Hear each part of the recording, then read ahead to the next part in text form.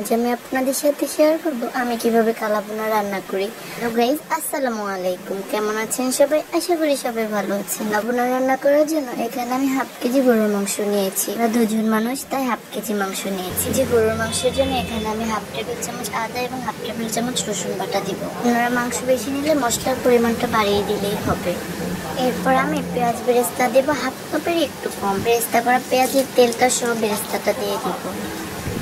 Half cup পেঁয়াজ কুচি দেব। এরপর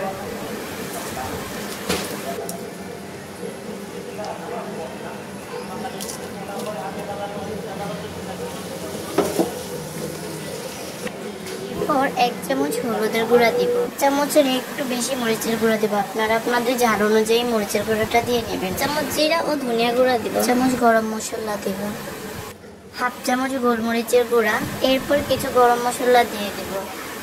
2 টুকরা দারচিনি এবং 2টা তেজপাতা দেব। এরপর 5-6টা এলাচ দেব।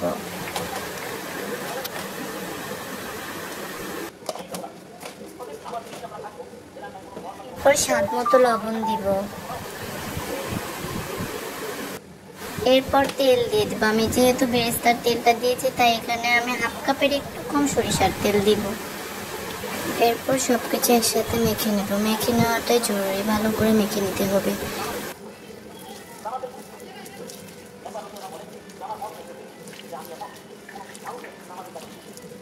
আমার মাংসগুলো মেখে নেওয়া হয়ে গেলে আমি 30 মিনিট রেস্টে রেখে দেবো। আপনারা যেটা সাথে সাথেই বসিয়ে দিতে পারেন। রেস্টে রেখে দিলে মাংসটার টেস্টটা সবচেয়ে বেশি ভালো আসে। 30 মিনিট পর আমি মাংসটা ঢেকে চুলাতে বসিয়ে দিব।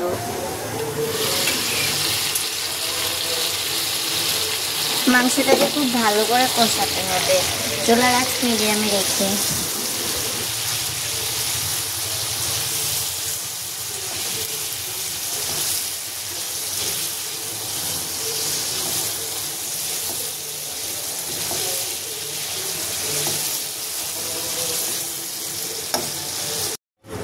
আমার মাংসটা কষানো হয়ে গেছে, তেলটা বেশি উঠেছে। সেটাতে আমি নেড়ে এরপর এখানে 1 টেবিল চামচ কালাভুনার মশলা এবং হাফ চামচ রাঁধুনি দিব। রাঁধুনির গুঁড়াটা আপনার মশলার প্যাকেটের ভিতরেই থাকবে। আপনারা চাইলে কালাভুনার মশলাটা না দিলেও হবে। আমার বাসায় ছিল, আমি তাই দিয়েছি। এরপর আমি পানি দিব 1.5 কাপের মতো। আপনারা মাংসটা সেদ্ধ যদি না হয় তাহলে আরেকটু বেশি দিতে পারেন।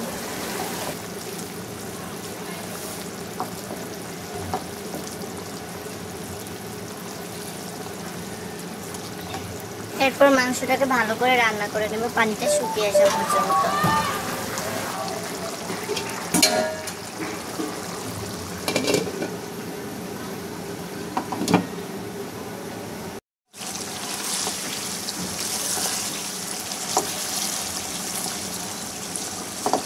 পানিটা শুকিয়ে এসেছে, দেখুন অনেকটাই কালো হয়ে এসেছে।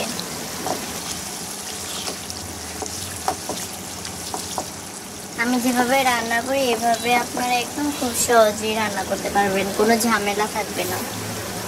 চুলার আঁচ মিডিয়ামেই থাকবে। এই পর্যায়ে দেখুন মাংসটা অনেকটাই কালো হয়ে এসেছে।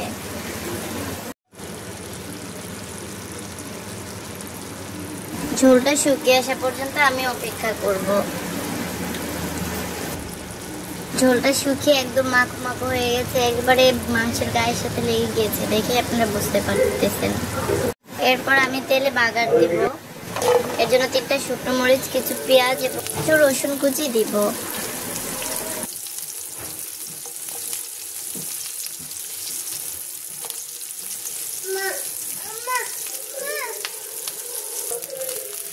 এগুলো ভেজে নেওয়া হয়ে গেলে আমি মাংসের ভিতর দিয়ে দিব। বাগারটা দিলে অনেক ভালো লাগে খেতে।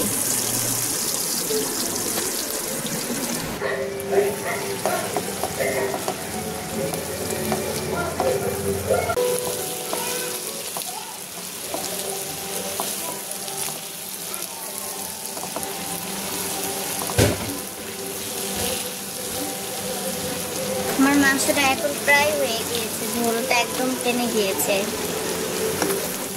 এখন আমি নামিয়ে নেব। মাশাআল্লাহ, অনেক সুন্দর কালার এসেছে, তাই না?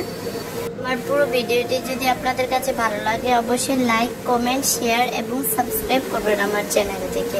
ধন্যবাদ।